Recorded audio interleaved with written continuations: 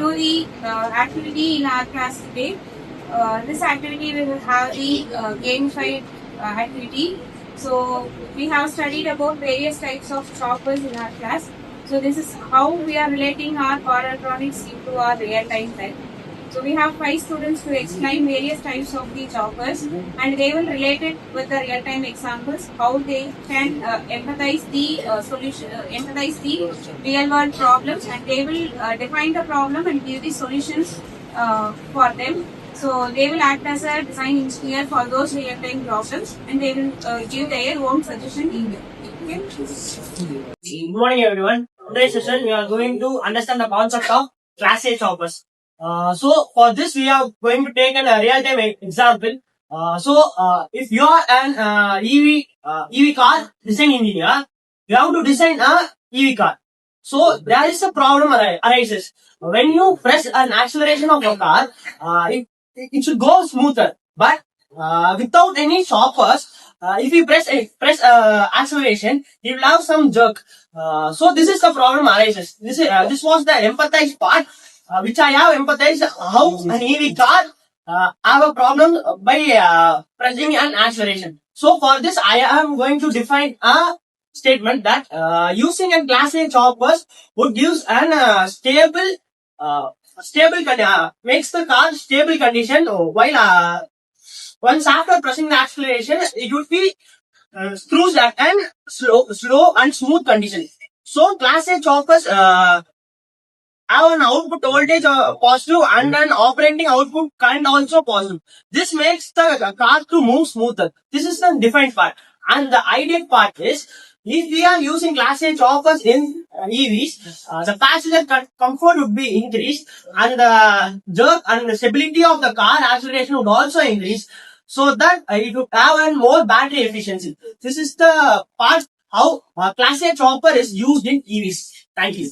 Hello everyone, I am here to say about Class B choppers. The application we could take in Class B choppers is metro train braking. So the emphasized part is that metro train braking loses energy as steam. So when we brake using metro train, energy gets lost. So this will lead to energy loss, increasing system temperature, and higher operating costs. So the question arises is that can we recover energy during braking? So how to define this problem, what we could take is that Class B chopper comes under the second quadrant, in which voltage is positive and the current is negative. So the motor acts as generator and returns the power.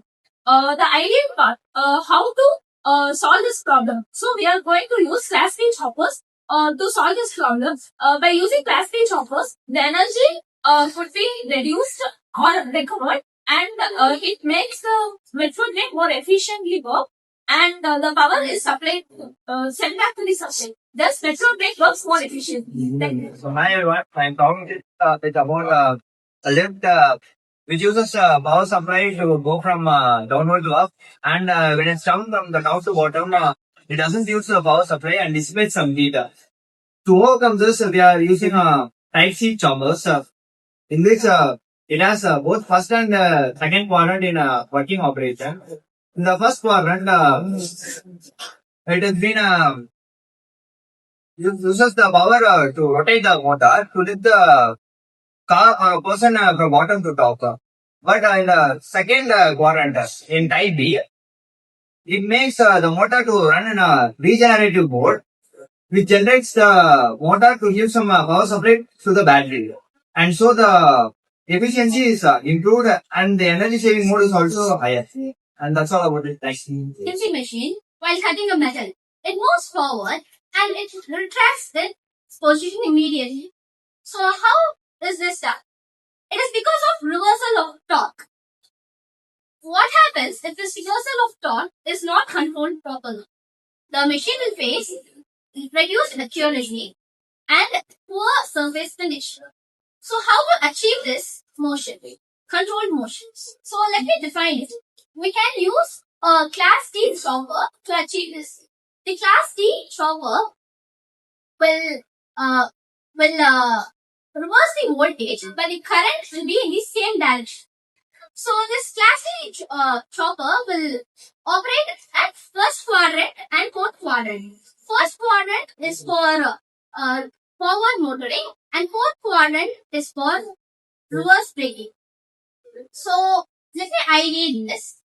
In ideation process, the class D chopper will improve the it will improve the accuracy, reverses the torque, and produce and gives smooth finish to the metal. And importantly, in industries, it will increase the productivity. So in short, class D chopper will produce fast, smooth, and controlled motion in the motor. Thank you. I'm going to talk about flashy choppers. And the problem I have emphasized is electric lift in warehouses. Basically, in warehouses, the electric lift constantly move upward, move backward, and then it needs frequent braking, and it also lift loads. This almost covers all the fourth quadrant operation that we studied, right? So, only way to efficiently do this process by using a classic chopper, which is also called as fourth quadrant chopper. It can operate at the forward motoring, forward braking, and reverse braking and reverse motoring operations. All the four operations.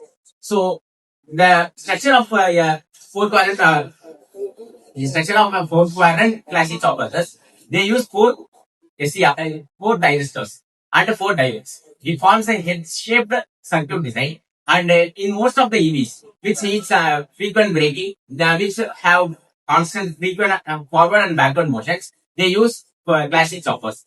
And also in many industries for drifting the many industries for operating trains, they'll forklifts, right? They'll be using classic choppers.